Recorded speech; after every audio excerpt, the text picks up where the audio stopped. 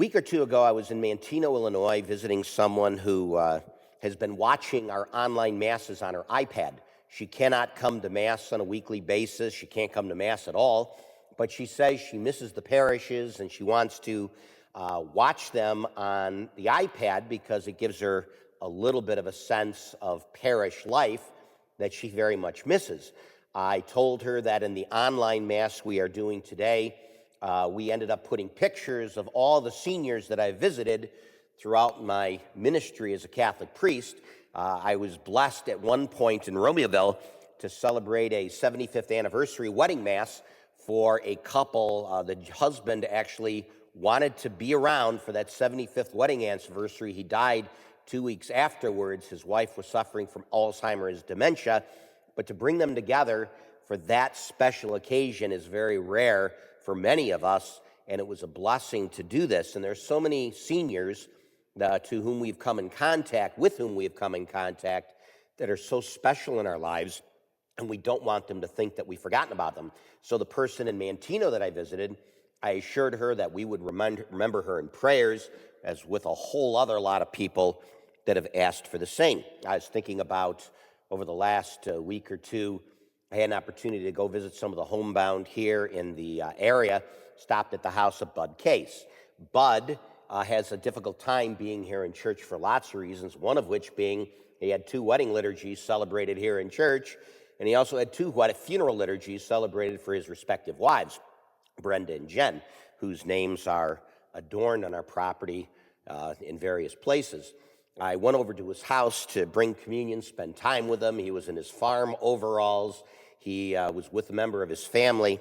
I always think to myself that when Bud comes here, just like a gentleman named Larry Chase, just like our 5-member brass ensemble that is here, they are usually the best dressed people in the house because Bud decks it out from head to tail because that's how he was brought up. That is the respect he shows to God, and the way he talks, the way he acts, the way he dresses very much reflects that, and he will not change. That is Bud's way of life. I had a chance to go visit Cindy DeYoung over at her house. You know that Cindy has been exceedingly active in the St. Anne community. She's helped out in religious education. She's helped out in the local schools. She has done all these wonderful things because she loves St. Anne. So when the kids in religious ed, the kids go off and they do their service projects, and maybe they think it's a drudgery to go out and do all these service projects. They have to do this, have to do that. But we're trying to condition the students to understand that when people like Cindy encounter them, for the kids it may not mean much, but to Cindy it means everything, because she's having people that are coming to her house to tell her that they care, that we care. When I went to Cindy's house, I didn't have a whole lot of time to talk to her because there was a battle going on in the house between the kitten named Millie and the dog named Onyx. Millie kept trying to attack my 6-call kit, and she tried to eat everything inside the 6-call kit, and Onyx was mad because I was spending too much time and too much attention with Millie. So between Millie and Onyx, I didn't have a great deal of time talking to Cindy, but she loves the 2 animals because they keep her company during her time of need. There's a gentleman named Art Schmid over at the other parish. Art had been coming to weekday masses. He and his wife had been very dedicated to being invested in the faith, and Art was diagnosed with cancer, and he was in the hospital for the last couple of weeks, and his heart is broken because he couldn't come to Mass. So because I have a 9 o'clock Mass here at St. Anne's, I ran over to Riverside Hospital at 7 o'clock in the morning to go talk to Art and to make sure he was doing fine a week or two ago. And Art, his heart was lifted because, when somebody visits them in the homes or the hospitals, it's as if God really does care because God has sent someone to tell them that they are not alone. We have communion ministers over at St. Pat's like Joanne Herman and June Downey, Cookie Schroeder here over at St. Anne's with a whole bunch of others. Cookie drives me nuts because every Sunday Mass, when I have to give her communion, she has her pyx, that little metal thing that holds the Eucharist, and she's usually asking me for 5 hosts, 6 hosts, 10 hosts. She's stealing all her communion hosts to bring them to the people of our community. Cookie told me that in the beginning of January, she's going in for a procedure and that she's going to be out of commission for a couple of weeks. as it was the case this weekend. So we said we would go take care of Cookie. We would take care of her like she was taking care of everybody else, because that is what we're supposed to do. When we have people that come forward to tell me that they want to take the baton in the next generation and continue this ministry, we have to do that. We have to extend ourselves out to let the people of the next generation get in here, or else there isn't going to be a next generation. To have the people in the next generation volunteering to go visit the hospitals and go to take people to the grocery stores and take people to the doctors and do those kind of things, this is an exceedingly important ministry that is one among many that is often relegated to the second tier, or maybe disregarded, or maybe not thought of a lot, which is why we do the best we can to highlight homebound ministry, to tell people that we care. You do this all the time. In this parish, you have the tags that you have, the labels, where we have asked you to write cards for the homebound. There was a woman who died a year or so ago who was here at the parish, and when she was dying, she wanted to do something for the parishioners, so she dedicated herself to taking a whole slew of labels and writing Christmas cards herself. And then she was taking care of that because she wanted to tell the community that she cared before she died.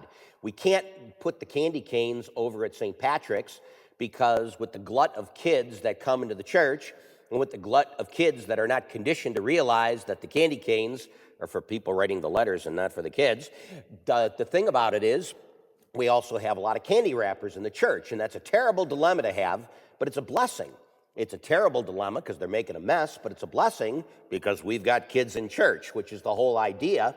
Get the kids in here, get them conditioned, because we want them to get to heaven too, and then teach them about the ways of faith so that when they get older, they will do the same thing. Over the next week or two, we have all these items of service that we're doing in the parish. So next week is the week you bring back your angel tree gifts. You took the tags off the back of the tree. You've bought the gifts that have been asked for those tags.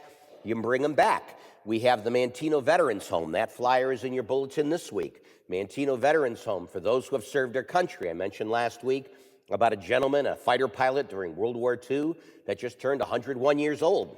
And his family wanted a 101 birthday card sent to him so he knew that he wasn't alone. We have gifts for the Centro de Villa Seca Daycare Center, toys and coats, new or gently used. So if you have something in your house that's not being used anymore, you can bring it next week so that families who are suffering in the Joliet area will be able to be taken care of. Harbor House. You take care of Harbor House a lot, as we do in the other parish, to take care of those families who are need that help for very difficult times they have in their life. If you haven't figured this out, this is very much the gospel message. Baruch is a disciple of Jeremiah who was lamenting the fact that people weren't faithful back in the 6th century BC, and because of that, they lost what they had. Baruch was imploring the people to get back on track. Follow the way of the Messiah, the new Messiah, who's going to teach us the right way in order to live our life. And today's gospel is a story of John the Baptist. Prepare the way of the Lord, make straight his path. If we want to get to heaven, we have to live like Christ. Christmas is not just about the pretty nativity set and the baby Jesus in the nativity set and me explaining to you the theology.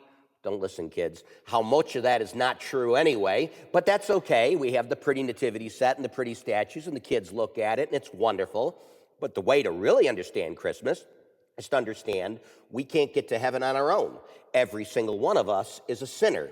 So God, being the good parent, came down on earth, took a human nature, took a human will, and decided to suffer the penalty for our sins, for our transgressions, by dying on the cross. He lived to die so that we could be saved. And if we understand that, then we have to live like Christ if we intend to get to heaven.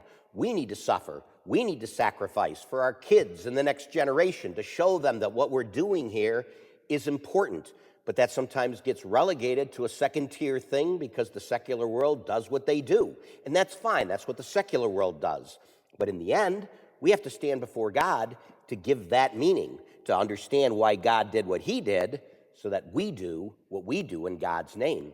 Keep praying for me. I keep praying for you. Keep praying for those who can't come to church, who need to have a sense of hope, who need to see the face of God in every card that you write, in every gift that you give, in every prayer that you make. You can make a difference. Each one of us can make a difference if we do what God asks us to do by preparing properly for Advent, by opening our hearts to understanding what God did for us, so that we can do the same for the people that we meet. This is our prayer.